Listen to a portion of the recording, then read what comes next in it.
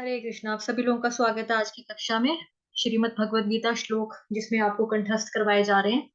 तो अभी तक 20 श्लोक जो है वो आप पढ़ चुके हो, 12वें अध्याय के और 15वें अध्याय के 20-20, तो टोटल हो गए 40। तो 40 श्लोक आज आप लोगों को हो चुके हैं। तो आज हम पढ़ेंगे नया अध्याय। उससे पहले हम श्री मंगलाचरण के साथ अपने सत्र का शुभारंभ करेंगे। ओम अज्ञानतिमिरान्धस्य ज्ञानाञ्जनशलाकया चक्षुरुन्मिलितं येन तस्मै श्रीगुरुवे नमः। नमः ओम विष्णुपादाय कृष्णप्रेष्ठाय भूतले श्रीमते भक्ति वेदांत स्वामिन्निति नामिने। नमस्ते सारस्वते देवे गौरवाणी प्रचारिणे निर्विशेष शून्यवादी पाश्चात्य देशतारिणे।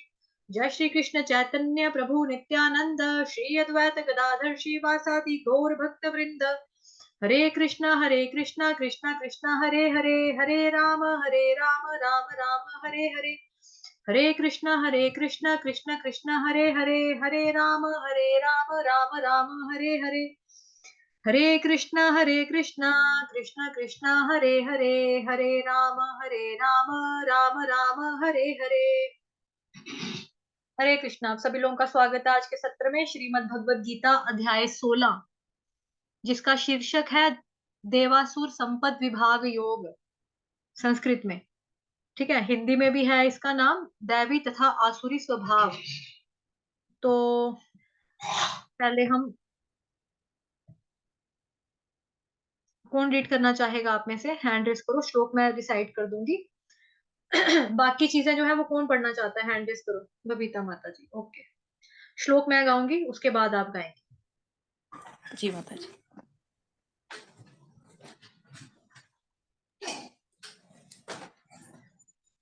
श्री भगवानुवाच अभयं सत्त्वसंशुद्धिर्ज्ञानयोगव्यवस्थितिः दानन्दमश्च यज्ञश्च स्वाध्यायस्तप आर्जवम् अहिंसा सत्यमक्रोधस्त्यागः शान्तिरपैशुनम् दया भूतेष्वलोलुप्त्वम् मार्दवम् ह्रीरचापलम् तेजक्षमा धृतिः शौचम् अद्रोहो नातिमानिता भवन्ति संपदं दैवी अभिजातस्य भारत। ठीक है, आप में से अब कोई पढ़ो, भावार्थ पढ़ो। भगवान ने कहा, हे भरत पुत्र, निर्भयता, आत्मशुद्धि, आध्यात्मिक ज्ञान का अनुशीलन, दान, आत्मसंयम, यज्ञ प्रायणता, वेदाध्ययन, तपस्या, सरलता, अहिंसा, सत्यता, क्रोध विहीनता, त्याग, शांति, छिद्रान्वेषण में अरुचि, समस्त जीवों पर करुणा, लोभ विहीनता, भद्रता, लज्जा, संकल्प, तेज, क्षमा, धैर्य, पवित्रता, ईर्ष्या तथा सम्मान की अभिलाषा से मुक्ति, ये सारे दिव्य गुण हैं जो देवी प्रकृति से संपन्न देवतुल्य पुरुषों में पाए जाते हैं। 15वें अध्याय के आरंभ में इस भौतिक जगत रूपी अश्वत्थ वृक्ष की व्याख्या की गई थी। उससे निकलने वाली अतिरिक्त जड़ों की तुलना जीवों के शुभ तथा अशुभ कर्मों से की गई थी। 9वें अध्याय में भी देवों तथा असुरों का वर्णन हुआ है।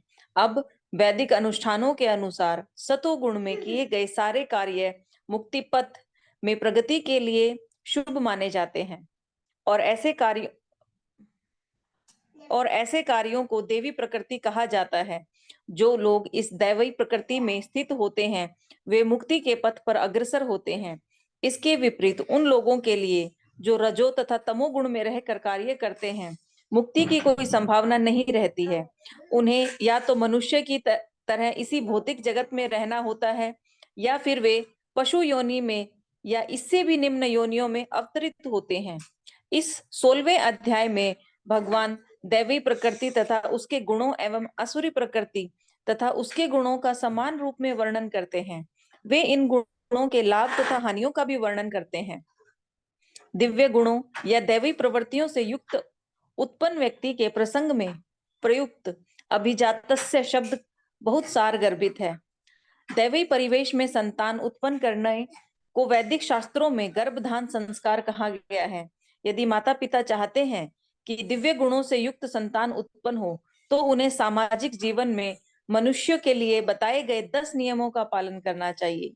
भगवत गीता में हम पहले ही पढ़ चुके हैं कि अच्छी संतान उत्पन्न करने के लिए निमित्त मैथुन जीवन साक्षात कृष्ण है।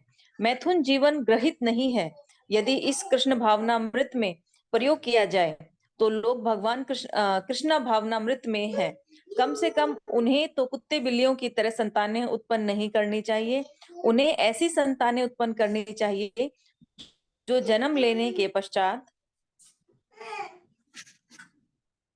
कृष्ण भावना भावित हो सके।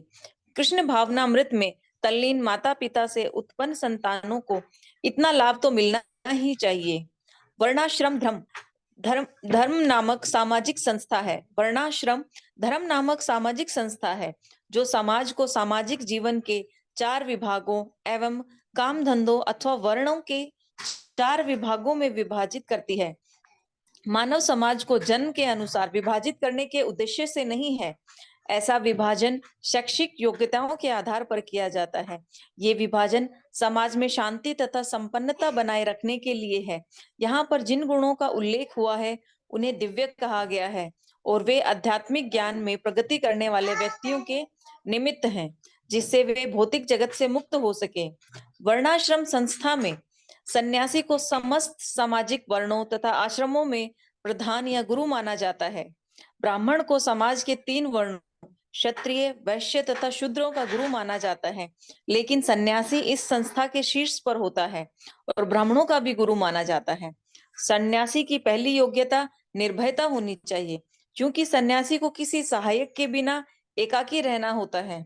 अतएव भगवान की कृपा ही उसका एकमात्र आश्रय होता है। जो यह सोचता है कि सारे संबंध तोड़ लेने के बाद मेरी रक्षा कौन करेगा, तो उसे सन्यास आश्रम स्वीकार नहीं करना चाहिए। उसे यह पूर्ण विश्वास होना चाहिए कि कृष्ण या अंतर्यामी स्वरूप परमात्मा सदैव अंतर में है। वे सब कुछ देखते रहते हैं और जानते हैं कि कोई क्या करना चाहता है। इस तरह मनुष्य को दृढ़ विश्वास होना चाहिए कि परमात्मा स्वरूप कृष्ण शरणागत व्यक्ति की रक्षा करेंगे। उसे सोचना चाहिए, मैं कभी अकेला नहीं हूँ, भले ही मैं गहनतम जंगल में क्यों न रहूं, मेरा साथ कृष्ण देंगे और सब तरह से मेरी रक्षा करेंगे। ऐसा विश्वास अभयम या निर्भयता कहलाता है। संन्यास आश्रम में व्यक्ति की ऐसी मनोदशा आवश्यक है। तब उसे अपने अस्तित्व को शुद्ध करना होता है। संन्यास आश्रम में पालन किए जाने के लिए अनेक विधि विधान हैं। इनमें सबसे महत्वपूर्ण यह है कि सन्यासी को किसी स्त्री के साथ घनिष्ठ संबंध नहीं रखना